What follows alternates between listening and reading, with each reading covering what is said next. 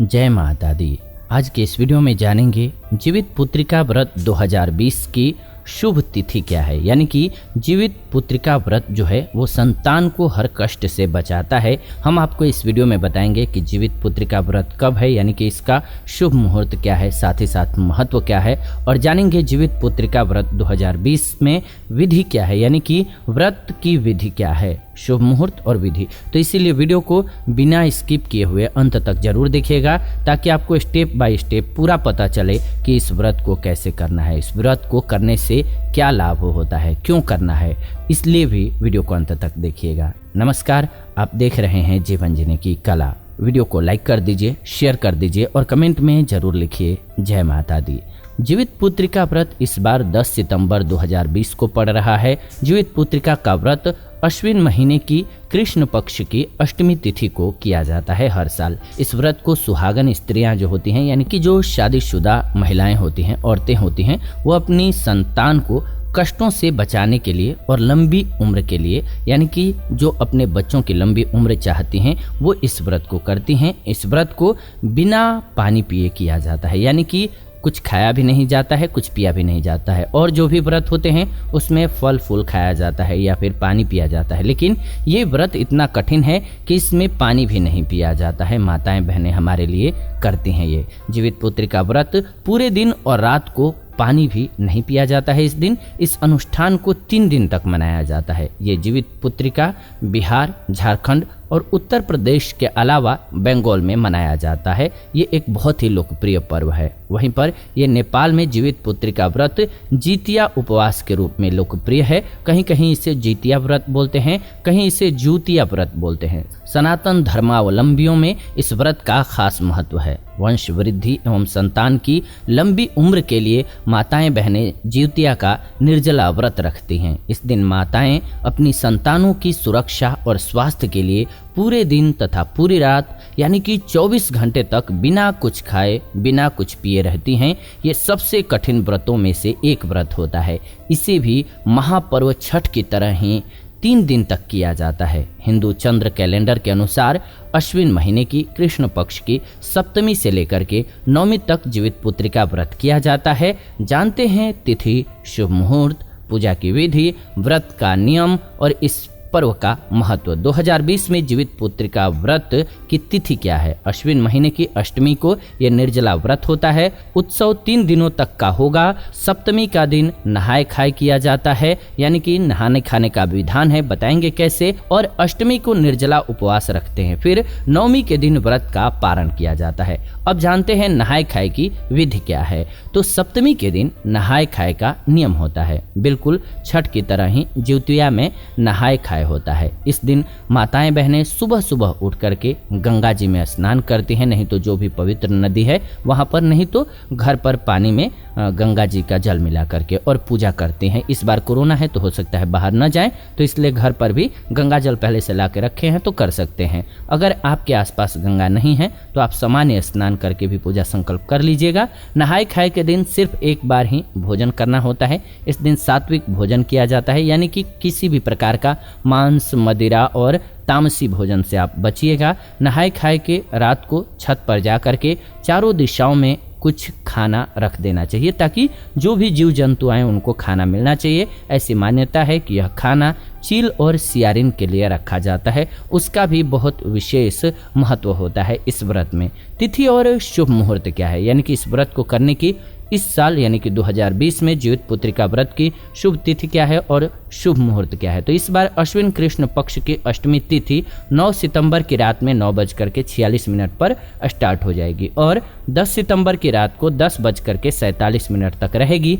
10 सितंबर को अष्टमी में चंद्रोदय का अभाव है। इसी दिन ज्योतिया पर्व मनाया जाएगा। व्रत से एक दिन पहले सप्तमी 9 सितंबर की रात महिलाएं नहाना खाना करेंगी। गंगा सहित अन्य पवित्र नदियों में स्नान ध्यान करने के बाद मड़ुआ की रोटी बनेगी, नोनी का साग बनेगा, जिसे बिहार में आप जानते होंगे कुर्मी का साग भी बहुत जगह बोला जाता है। इसके अलावा कंदा, झिमनी, ये सभी का सेवन किया जाता है।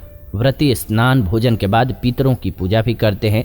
ये आप सोच रहे होंगे कि ये नोनी की रोटी, मड़ुआ की रोटी और नोनी का साग, कंदा, झिमनी, ये सब क्यों खाया जाता है? तो ये ऐसी चीज़ें हैं जो कि स्वतः उग जाती हैं, आप इनको बहुत ज़्यादा केयर नहीं करते हैं तब भी उग जाते हैं। तो ये ऐसी मान्यता है कि इनको खाने से जो आपका बच्चा होता है वो भी निरोगी और हर हाल से लड़ने लायक बनता है, मजबूत बन जाता है। व्रती स्नान भोजन के बाद पितरों की पूजा करें। नहाए खाए की सभी प्रक्रिया आप 9 सितंबर की रात 9:47 से पहले ही पूरा कर लीजिएगा, क्योंकि 9:47 के बाद अष्टमी तिथि शुरू हो जाएगी। ज्योतिया व्रत का पारण करने का शुभ समय है 11 सितंबर की सुबह सूर्योदय से लेकर के आप दोपहर 12 बजे तक कीजिएगा। व्रती जो माताएं बहनें हैं वो ज्योतिया व्रत के अगले दिन 11 सितंबर को 12 बजे से पहले पारणा कर लें तो बेहतर रहेगा। व्रत का दूसरा दिन जो होता है वो निर्जला व्रत रखा जाता है, यानी कि व्रत के दूसरे दिन, पहले दिन तो नहाए खाए हमने आपको बता दिया कि क्या करना होता है, क्या क्या खाना होता है। मड़ुआ की रोटी और नोनी की साग खानी होती है, लेकिन अगले दिन आपको क्या करना है? व्रत करना है निर्जला। व्रत के दूसरे दिन को खुर जितिया कहा जाता है। इस दिन माताएं बहनें निर्जला व्रत रखती हैं और अगले दिन पारण तक कुछ भी ग्रहण नहीं करती हैं। बोलिए एक बार से माताओं बहनों की जय। कमेंट में भी जरूर लिखिए, अगर अपने माँ से प्रेम कर रहे हैं तो माँ के लिए 2 शब्द, आपके मन में जो भी भाव है अपने माँ के लिए जरूर लिखिए, क्योंकि माताएं बहनें हमारे लिए इतना जब परिश्रम, इतना कठिन व्रत करते हैं तो हमारा भी धर्म है। तीसरा दिन है पारणा का दिन। जी हाँ, व्रत तीसरे और आखिरी दिन पारण किया जाता है। इस दिन जितिया के पारण के नियम भी अलग जगहों पर अलग अलग तरह के होते हैं। आपके एरिया में कैसे मनाया जाता है जरूर बताइएगा। कुछ क्षेत्रों में इस दिन नोनी की साग, मड़ुआ की रोटी इत्यादि खाई जाती है। पारण की विधि क्या है? तो ये जीवित पुत्रिका व्रत का अंतिम दिन होता है। ज्योतिया व्रत में कुछ भी खाया पिया नहीं जाता है, इसीलिए यह निर्जला व्रत होता है। व्रत का पारण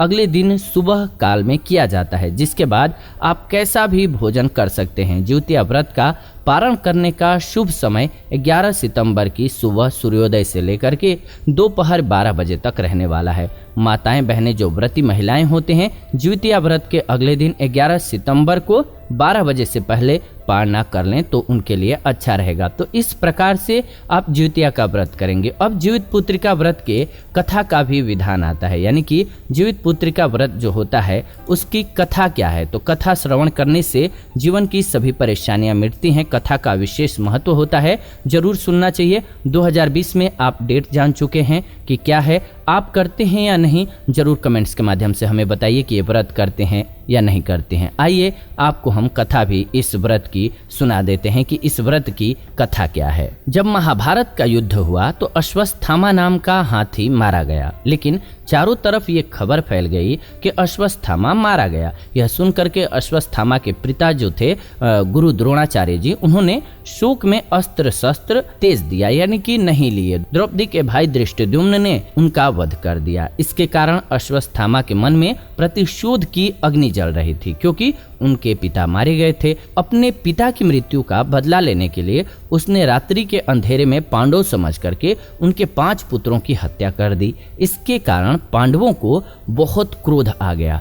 तब भगवान श्री कृष्ण ने अश्वत्थामा से उसकी मणि छीन ली थी, जिसमें उसका सारा पावर निहित था। जिसके बाद अश्वत्थामा पांडवों से बहुत क्रोधित हो गया और उत्तरा के गर्भ में पल रहे बच्चे को भी जान से मारने के लिए उसने ब्रह्मास्त्र का प्रयोग कर लिया।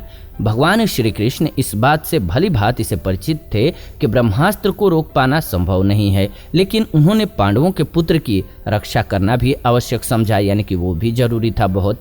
तो भगवान श्री कृष्ण ने अपने सभी पुण्यों का फल एकत्रित किया और करके उत्तरा के गर्भ में पल रहे बच्चे को दे दिया। इसके फलस्वरूप क्या हुआ, यानी कि ऐसा करने से क्या हुआ, वो उत्तरा के गर्भ में पल रहा बच्चा पुनर्जीवित हो गया, यानी कि वापस जिंदा हो गया। ये बच्चा ही बड़ा होकर के राजा परीक्षित बना। उत्तरा के बच्चे के दोबारा जीवित हो जाने के कारण ही इस व्रत का नाम जीवित पुत्रिका व्रत पड़ गया।